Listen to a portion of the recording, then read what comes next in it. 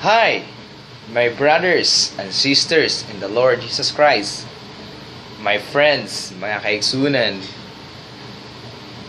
I'm here again, Pastor Rodrigo Camingawan Jr. for our prayer and Bible sharing.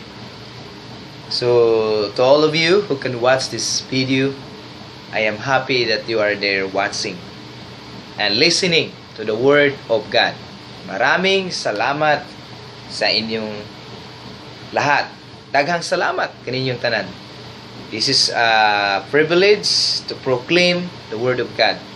I continue to make this video for spreading and sharing to the Word of God. I believe the Word of God is the food of our soul. Ang salita ng Diyos ay pagkain ng ating kaluluwa, and we need it. We need to learn it. Kailangan nating matutunan o matunan. The Word of God that I would like to share this time is from the book of 1 Peter chapter 5. 1 Peter chapter 5 verses 7 to verse 11. I will read it. Basahin ko. So hopefully mapakinggan natin. We should learn about it.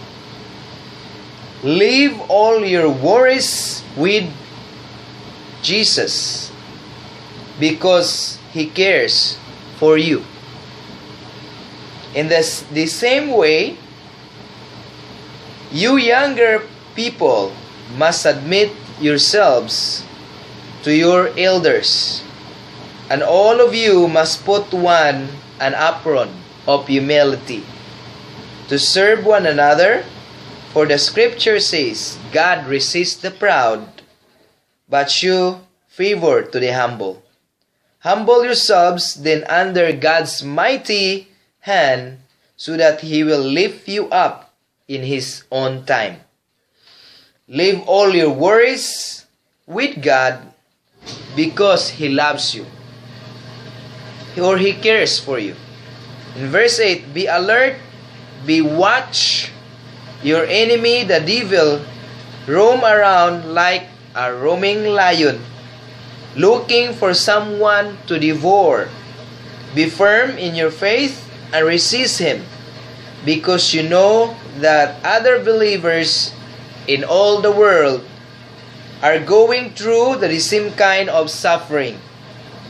But after you have suffered for a little while, the God of all grace, who calls you to share His eternal glory in union with Christ, will Himself perfect you and give you firmness, strength, and sure foundation.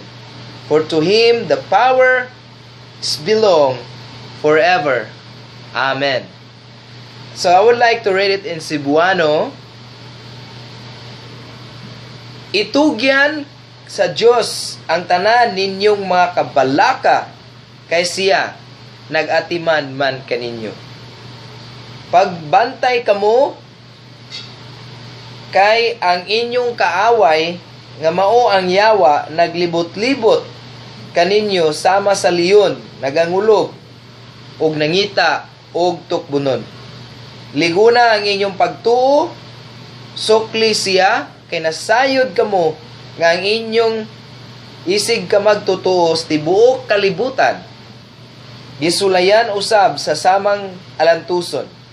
Apan human sa inyong pag-antos sa hamubong panahon, ang Diyos mismo nga mao ang tinubdan sa tanang grasya ug maoy nagtawag kaninyo sa pakig-ambit sa iyang walay katapusang himaya uban kang Kristo, naghingpit ug naghatag kaninyong kalig-on, kusog ug sukaranan nga dili matarug. Iya ang gahom hangtod sa kahangturan. Amen. Amen. The Word of God to the people of God. Thanks be to God. Maraming salamat sa inyo. Dahan salamat. My brothers and sisters in the Lord, the Word of God is all about explaining about casting our worries to the Lord. So, all of us has a chance to worry. Sa atin, may mga panahon na nag-alala tayo, nahihirapan.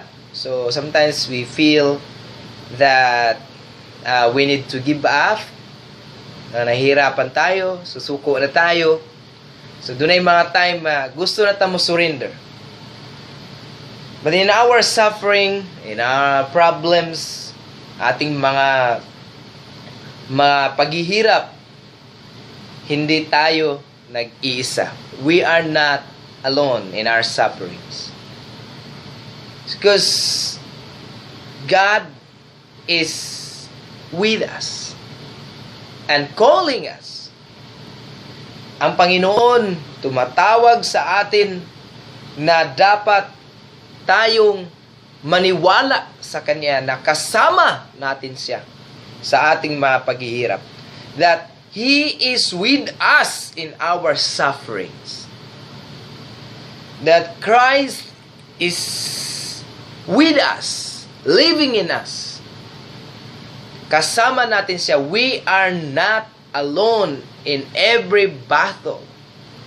And in every time that we struggle, we need the power of God. Kailangan natin ang kapangyarihan ng Diyos sa ating mga pagtitiis o anumang mga kabigatan na problema ang hinaharap natin. Hindi ka nag-iisa. Kaya, the Word of God says, cast all your cares into the Lord. Ibigay mo ang lahat ng iyong mga pag-alala sa Diyos. Ihatag ang tanan nimong mga kabalaka sa Diyos. Kay siya nagapangga kanimo. That's one of the verse this time. Give all your cares into the Lord because He cares for you. Sometimes we don't care. Sometimes we feel alone, we feel lonely, and no one with us. But we don't realize that God is always there with us. Nakasama natin siya. Kasama natin siya. Sometimes in our workplace, sometimes it doesn't go well. In our relationship, sometimes there will be a time that we want to give up. We want to leave. We want to surrender. May mga panahon na kahit sa relationship, sa mag-asawa o kaya sa ating trabaho, nahihirapan tayo.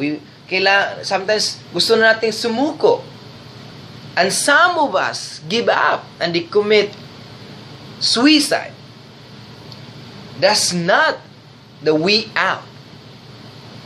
That's not the answer. Killing for killing someone because you feel frustrated, or you kill yourself, commit suicide because you feel that there is no other way. Don't do that. Don't surrender. Wag kang susuko. Don't surrender. God is with you. He is just waiting for you to come to Him. He is just waiting for you. Naghihintay lamang siya na lapitan mo siya at ibigay mo ang iyong problema sa Kanya.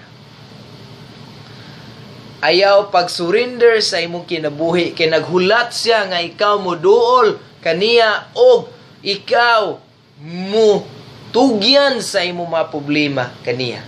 Kaya akang tabangan. The Bible says we should be alert. And verse 8, be alert, be watch. Your enemy, the devil, roams around like a roaring lion, looking someone to devour. Sabi ng Diyos, sabi ng salita ng Diyos, mag-ingat kayo. Kailangan na mag-ingat kayo o tayo dahil ang ating kalaban na ang Diablo, si Satanas, roaming around, umiikot, lumalakad, naghahanap ng makain o mapatay. Kaya, naghahanap ng mabiktima.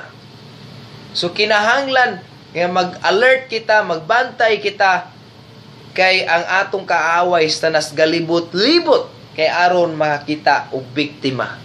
To devour. So, you see, to devour, masira, makain. The devil is roaming around, looking for a victim. Naghahanap ng biktima. The devil, the enemies, is looking to devour. He is looking for someone. He is alert. He is in the world looking to someone to be destroyed. Why? Because the devil, Satan, the enemy, that is all he wants, to destroy our lives, to destroy the people, to bring all human to hell. Ang kalooban ng demonyo, ng Diablo, ni Satanas, na ang lahat ng tao ay madala niya sa impyerno dahil ang kanyang direksyon ay sa impyerno. The purpose of Satan, the devil, is to bring all people to hell and not to believe in God. Gusto niya, the devil want, the enemy, Satan want us to kill ourselves. Satan wants us to destroy and not to believe God and to think that we are a loser. Gusto ni Satanas, gusto sa yawa, nga kita dili mo tuo sa Dios ug mawalan kitag paglaom, kay gusto niya madala kitang tanan sa impyerno. That's the ultimate goal of the devil, the enemy, the demons, sa mga kasamaan. That's the ultimate goal of the devil, to bring us with him in eternal punishment.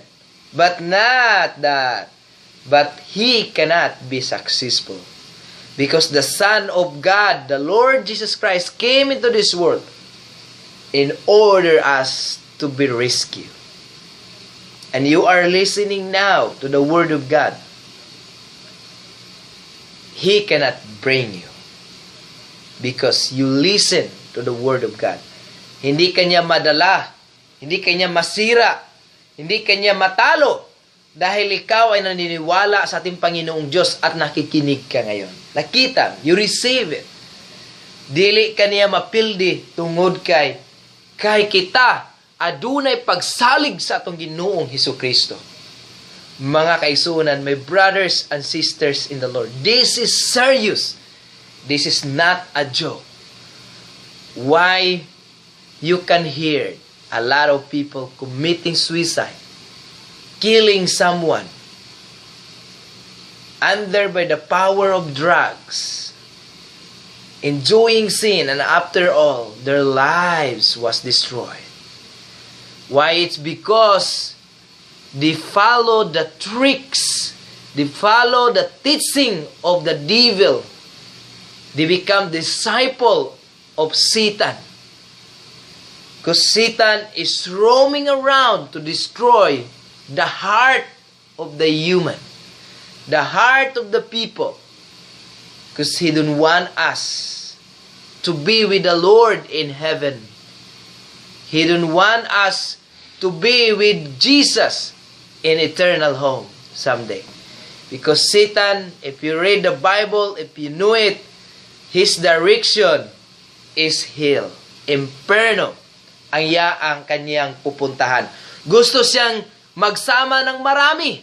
Kaya gusto niya na ikaw ay madala niya sa imperno. Kaya gusto niya mag-enjoy ka sa kasalanan. That's why he don't want you to repent. The devil don't want you to repent. He want you to enjoy sin, to enjoy this world of sin, to enjoy everything in sin. Because why? Because he want you to be with him in hell. Dahil gusto sa yawa nga dili ka magbasol sa imong sala. Gusto sa yawa nga kanunay kang magpakasala.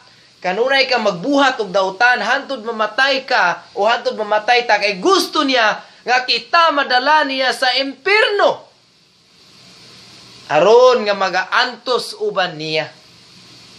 Pandamay na pandamay. That's the word of God that we need to know, my friends. Be alert because the devil is roaming around. Huwag kang susuko. Be alert. Keep yourself in your and your focus to Jesus Christ, to His teaching, to His word. Give time to Him. Because the devil is 24 hours to destroy the lives and life.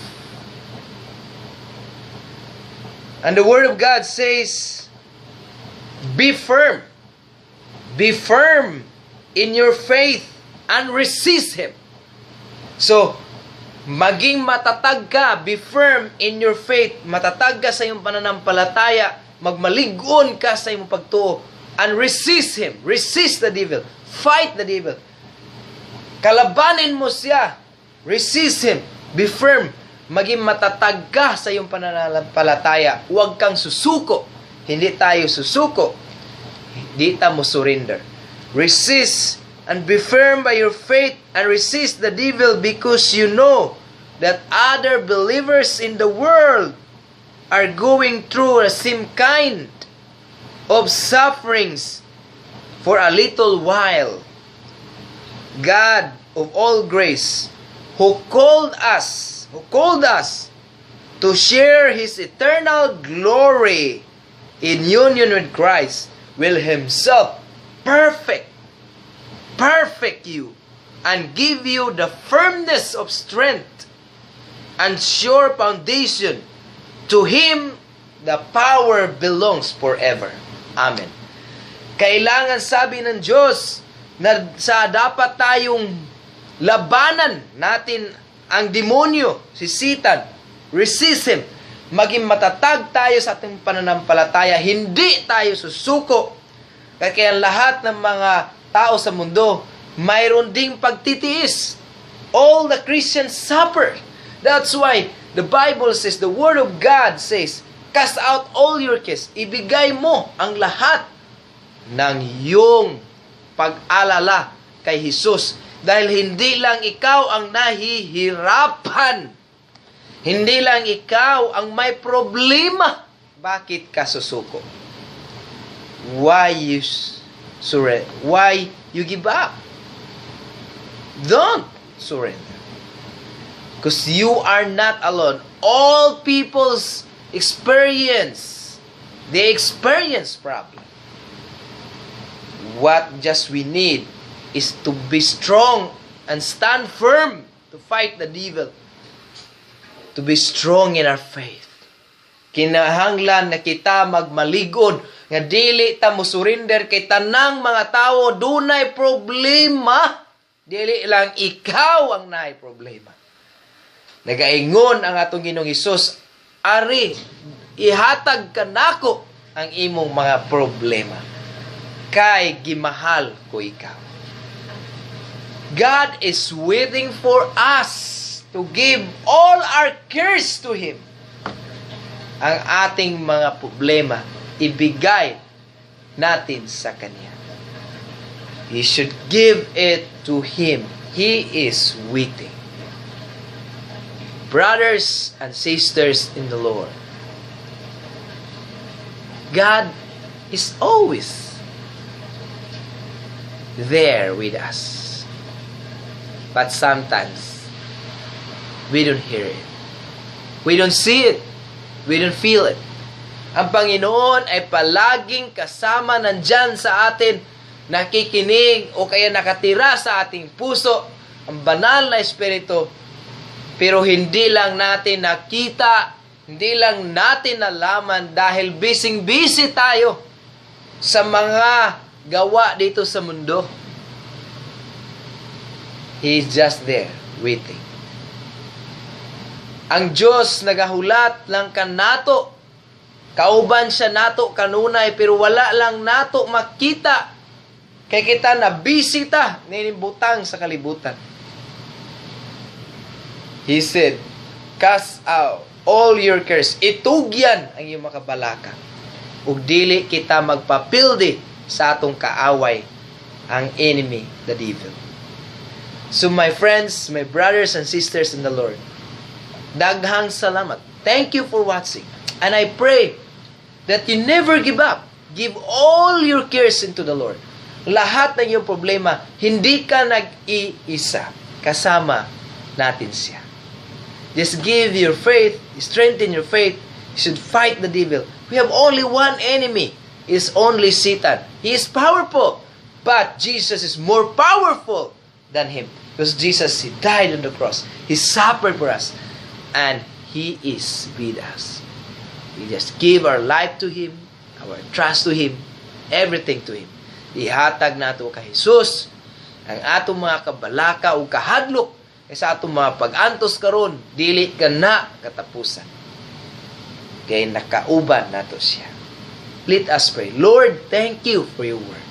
Thank you, God, for letting us to know that we should give all our cares to you because you care for us.